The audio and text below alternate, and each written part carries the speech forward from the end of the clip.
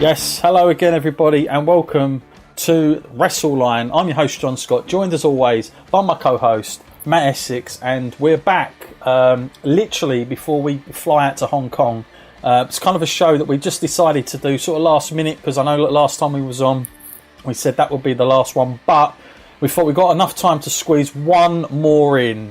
Literally we've had so many emails in the past 7 days that I thought, you know what, we'll stick to having one more podcast going out today on SoundCloud as well, live, and we'll be out a bit later for everybody else. But I want to thank everybody who has been emailing. Matt, thank you as always for coming on the show for what is going to be the last podcast before we fly out to Hong Kong, and obviously lots to talk about in the week.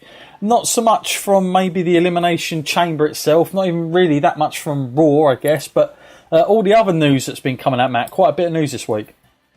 Yeah, I mean, I can't wait to hear what's been going on and take some of those emails, of course. Always great to hear what the people's opinions are out there. Absolutely. It'll be really, really good and fascinating to see what you guys have been thinking about what's been going on. Lots of, like I said, lots of stuff been going on, and also got some kind of big news that's going to be happening. I've had a few of the regular listeners asking, like, you know, what's going to happen post WrestleMania for our podcast, because obviously it does get to that quiet period, maybe just after WrestleMania. You get like a little bit of an upbeat burst of what's sort of the aftermath of WrestleMania, and then it gets a little bit of a dip in terms of what's going on in WWE. Sometimes that sort of build to the summer can be quite a slow process. I'm hoping for a lot better this year, but we've got some plans on the podcast to keep everybody entertained up until that point, and I'll be announcing that a little later on the podcast. But Matt, I thought before we get to the listeners' questions, just literally something that has been in the news and certainly got quite a lot of media coverage. How true it is, we're not sure. And that is, of course, the TV deal currently sort of, I mean, we know the USA Network, they are, that deal, the original deal they have is going to be up until 2019. So it's not that far away. I know a lot of people listening now probably be thinking, well, what's the big rush? There is a big rush because that TV deal is a lot of money to WWE, and of course, speculation, Matt, that Fox Sports are apparently, by all accounts, interested in WWE. This isn't the first time that Fox and WWE have got close to an agreement. However, if WWE was to pull that kind of a deal off, it would mean a lot of change in WWE. Like, I can't stress that enough. It would almost be a different way again for WWE to move into a different market, definitely more exposure, because Fox is a much bigger network. They're pretty much the version of Sky is to the UK. So if you think about it like that, they've got a lot of advertising revenues that they can make out of it. Matt, for you, since WWE's gone back to the USA Network, obviously that's kind of where they were at the very beginning. Of course, they had that run with TNN, which became Spike TV for a while, which is probably where people remember the sort of attitude, sort of edgy programming happening. But we did, of course, with the USA Network, going back to that, Matt, it has, I mean, it's taken that PG rating to this now. But the idea of going to Fox Sports and all the rest of it, Matt, how, I mean, first of all, do you think that something like this needs to happen for WWE in terms of getting a big network for Raw? Because I'm guessing the last thing WWE want is to not have anywhere to go. But obviously the bidding war may start for WWE. Yeah, and it's not a bad position for WWE to be in. It's good to have people almost fighting over your product. Shows like the respect that they have for it. I mean, to be lasting as long as it has and have that consistent kind of viewership, it's stood the test of time. It's a solid investment if you want to have a program on your network like this. You're going to generate those viewers no matter what, in millions. Yeah. I think it's a good idea. They can get some more exposure, move to a different network, and perhaps pull some casual viewers in as well. Get a few more fans on board. it's kind of a time when the company does need to hit a younger audience. I mean, I know they've gone PG, but it's like they're not really holding the attention of the younger fans sometimes. Sometimes they're growing out of it in their teams. I mean, people like us stuck with it throughout the years, and I feel like the fan base is kind of aging slightly. Yeah, no, totally with you there. I think the important thing to remember as well is that, the USA Network, the problems that the ratings haven't been glorious, that's for sure. You can't get rid of that fact. But the fact as well, on top of that, is that still remains to this day, is that since WWE has been granted that third hour, the ratings have gone very sour. Now, I know a lot of people say it's because of the 3 hours, it's too much, but we've had this discussion many a times on our podcast, even going back to the Wrestling Skull podcast, is that the fact is that WWE, they're not just going to go, well, yeah, we'll take that hit. Of course they're not. They're going to want to have, if they've got 3 hours to play with, they're going to make the most out of it. They're going to have more adverts for it, more commercials they can run, and they get more money. So there's no way they're just going to go, yeah, we'll drop the third hour. It's just not going to happen on the USA Network. Now, saying that, if they go to another network, the 3 hours might not be a guarantee. It might be that they are only going to give you a 2 hour slot on that Monday night, because they're going to have other programs, and they don't want certain programs to be clashing with WWE. They're going to have to sort something out there. Not to say it will definitely be on a Monday night, but for things like SmackDown, if they take both shows, there's potentially a chance that maybe SmackDown will be shipped around onto another slot, another time slot. I think with Monday Night Raw, I think it's garnered enough reputation to hold the Monday night spot. I don't think that will ever change, but I think with SmackDown there's probably room. And of course, with the likes of Ronda-Rousey coming in, who they know is quite a big draw, that is something else that they can sell to the networks that they're trying to, get this flagship show to, and, say like, she does bring in, big kind of a newer audience. But like Matt said, it's the idea of getting it out there to a newer, the casual fan, I think that's severely missing at the moment, Matt. I mean, to try and get the casual fan to watch the product at the moment is very, very difficult, because you're either all in or nothing, isn't it, at the moment? And I mean, let's face it, Raw plus SmackDown in itself, that's like 5 hours worth. Then you've got all this other WWE network that they want you to subscribe to. I mean, it's a lot of time, and I don't think people have got that kind of time to be sitting around every week, dedicating that much time to a show that sometimes doesn't always deliver.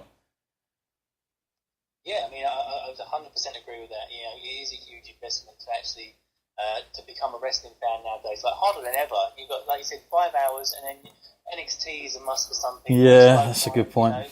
There's just so much product out there, and then if you're a wrestling fan in general, then the chances are, if WWE isn't hitting the mark for you that week, you'll turn your attention to elsewhere, like Ring of Honor is a viable competition for them now. What's interesting is I was looking on some statistics and stats now that we're going to talk about this topic, and I was looking at the YouTube, the WWE YouTube channel. Now, that garners a lot of hits, especially after Monday Night Raw. And I think what people tend to do now, Matt, is they think, oh, I haven't got time to sit and watch 3 hours of Raw. And I have heard there's a different version. If you've got Hulu, which is like an American kind of an app basically that you can watch TV through, they cut all the adverts out, and they also cut it down to about an hour and a half of Raw. So they cut all the crap out basically and give you the better quality. And apparently that's a much better experience every week than 3 hours worth of Raw, going through all the commercials. I mean, 3 hours every Monday night is not something that people can just give up. I know WWE probably think it's everybody's that excited to watch Monday Night Raw, but each and every week is quite a hard thing to ask. But what's fascinating about YouTube is they get so many hits, so much more hits than obviously what the ratings are on Raw. But it's almost like what they'll do, Matt. I mean, I don't know if you know how it works, but with YouTube, they literally put out like certain videos of Raw clips about up to say a minimum of a minute to about 4 minutes. So if there's a promo going on that's really decent, they kind of highlight through. And I think people just think, you know what, I'll just go through these. This is just so much easier. All right, you're not going to watch a full match, but to be honest, the quality of matches on Raw aren't always of the best standard anyway, unless you've got something really outstanding. I think you can. This is why for me, in a lot of ways, Raw is not must-see TV anymore. Is when you hear these kind of statements from people going, "Yeah, I just watch YouTube every week, and that's it. That's fine. I get all my information in that hit, and I don't need to watch. I don't need to sit for 3 hours and watch the damn thing because I've caught up with it, you know, in the space of 10 minutes." And I think that's a massive problem for me. Because if you think of Raw of the past, that sort of mentality, Matt, would never be the case. It was always like, I mean, if you've ever heard, God bless him, Vince Russo, who you can hear a lot of these days, his opinions, and you know, people like him, people hate him. To be honest with you, he did used to. My opinion of him has changed as I think he's kind of stepped away from the situation, and I've kind of looked at it, and I think sometimes as much as people tarnish his career, I think he has some valid points as well. He wouldn't have been that bad because, let's face it, you're not going to be that bad to be around Vince McMahon for that long at that time period. So you've got to give him his credit where it's due. And I think the one thing he said, Matt, is when him and Ed Ferrara used to sit in a garage, basically in Vince Russo's garage, coming up with Raw, and going through the storyboards and all the rest of it, they literally said to themselves, we're going to pretend we're a viewer sitting at home on the couch with the remote in their hand, begging Raw to actually switch the channel, flip the channel, give them something that they're not going to like, they're not going to be entertained by, and they're literally waiting to turn that channel. And that's literally how they used to write Raw every week back in the Attitude Era. And that kind of mentality now, Matt, I mean, I've got to be honest with you, I don't think that exists quite so much now, especially when I see adverts during matches. That's my worst pet hate, that one. You know, you're watching a title match and then it runs to a damn commercial. It's like, what? Right at the moment. For you, Matt, I mean, I know you do get to see it every week because of our mutual friend. When you're sitting there, the experience of Raw, how drastically has it changed to, you know, watching it each and every week, like through how it used to be, for instance, maybe even, you know, 10, 15 years back? Well, yeah, it's almost an assumption made by them that you will stay there for the whole 3 hours and watch the entire show. Yeah. It doesn't matter which way they put it on. The only exception for which lately was that gauntlet match they did. That was the only time and they decided to make some history on that night. Mm-hmm. But other than that, week in, week out, you know, it's very segmented, you know, and like they'll start you off with something slow and then build up to the main event. But it's very rare that they'll chop and change and actually put like a title match on like at the beginning to grab your attention. It's always very paced out, and the formula almost from week to week changes very little. Sometimes you will watch Raw and you'll think you're watching the same one you watched the week before because it's just following the same old formula. Yeah, it's fascinating, isn't it? Because you know, so it's that thing, like especially when the main event comes on and you've got like 10 minutes towards the end, you know what's going to happen there. And you know what's funny is that I know that a couple of months back they ran over, like they said, we're not going to go anywhere until this thing's done. I think USA Network gave them, you know, an extra 15 minutes. But what was funny is if you lived in America, someone screenshot me some stuff, they would run like a little banner thing through the bottom saying, don't worry, the next program starts at, you know, 1:15, don't go anywhere. So that sort of gave that away as well, that this will be over at that time, you know. It's always difficult when you're tackling with of course TV and other stuff that's going on. But you know, like I say, Fox Sports are very interested by all accounts. For me, I would say that it's a very positive step in the right direction.